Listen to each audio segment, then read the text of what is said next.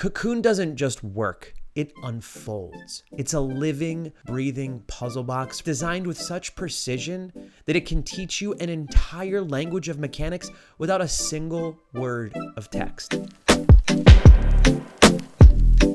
I'm Elliot, welcome to Short Games. Today I want to talk about Cocoon and 3 design choices that make it work so well, and why they stuck with me long after I put the controller down. The first one, learning without words. I love games that trust me to figure things out. And Cocoon doesn't just trust me, it's built around trust. There's no tutorial pop-up, no press X to interact. The very first thing you do, stepping on a plate to open a bridge, is already the game teaching you through action and feedback. It's environmental storytelling as education. An orb hums when it's charged. A door slides open with a satisfying hiss the moment I've done something right. A floor texture changes so subtly, nudging me towards a switch without even noticing I'm being nudged. I never felt lost, but I also never felt led by the hand. And that balance is incredibly hard to pull off. It's because every visual and audio decision is intentional. And here's the sneaky part. Cocoon's discovery, it's basically on rails. You're always in the right place with the right tools at the right time, but the rails are completely invisible. I felt like I was exploring freely, even though the game was quietly curating every moment. You know that feeling in Portal? That rush of adrenaline when the solution clicks into place? Or that mind-blowing moment in the Outer Wilds when you finally understand how 2 systems connect? If you like that, you'll recognize exactly what Cocoon is doing here. It's an epiphany simulator. It's designed to make you feel smart. I'm not saying you aren't. It's just this game will really make you feel like you are. It's that blend of clarity and wonder, the design equivalent of a magic trick explained just enough that you appreciate it even more. Number 2, I think we call it stacking mechanics. At the heart of Cocoon is one of the most mind-bending but approachable mechanics I've ever seen. Each orb is a world, and that world is also an object you can carry, and that object is also a tool with a special ability. And here's where it gets delicious. Those worlds can go inside other worlds.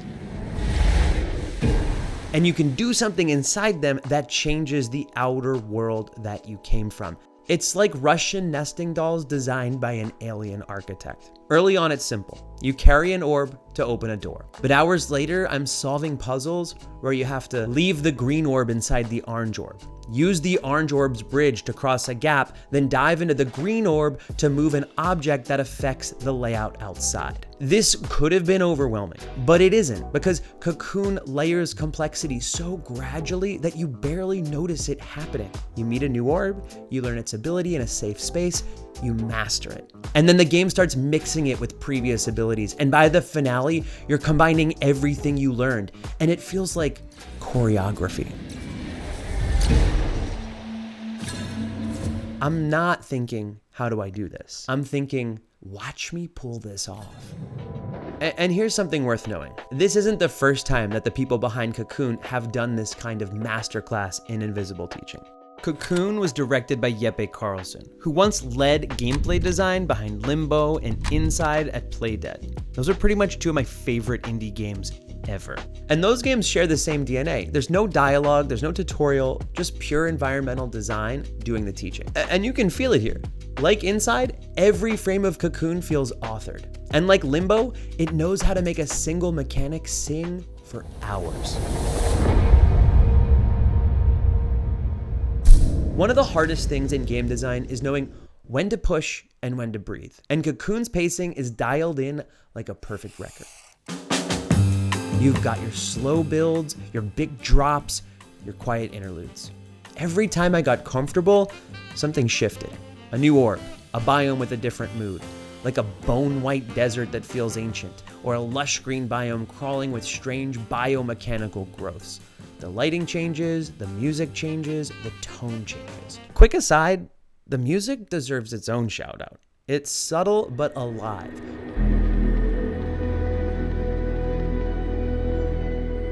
Pulsing, in sync with the world's machinery, quieting down during moments of exploration, rising up just enough when you solve a tricky puzzle or face a boss. It's driving that ebb and flow. It's a soundtrack that breathes with you. And then there's the most important pacing decision of all. Cocoon ends exactly when it should. There's no bloated finale, no victory lap where you have to use every mechanic in one mega puzzle because the designers felt like they had to. It gives you one last quiet moment, and then it lets you go. It's a pacing choice that I've seen in some of my other favorite short games. Journey, A Short Hike, Manifold Garden, where the ending isn't just about testing everything you've learned, but letting the experience fade out while you're still in love with it. Talking to you, Seinfeld. All right, that's it for me. You've been great. Good night, everybody. I finished Cocoon in one sitting. It took me about 5 hours. There was zero wasted time. Every puzzle felt like it had a reason to exist. And that's the magic here. It's a game that trusts you. It teaches you invisibly, and it keeps its own rules so clean that by the end, you're thinking like a game designer.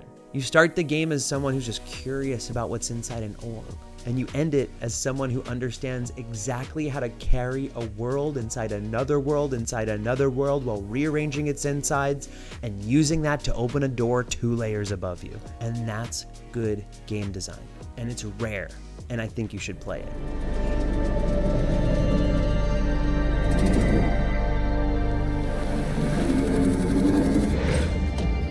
So Cocoon is on basically every platform. It's short enough to finish in an afternoon, and it's one of those games that you'll be turning over in your head for days after.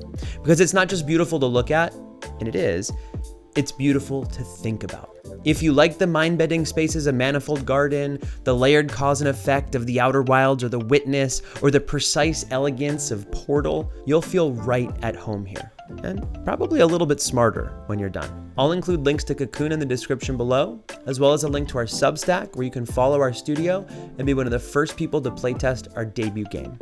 Until next time, I'm Elliot from Human Computer. Thank you for watching.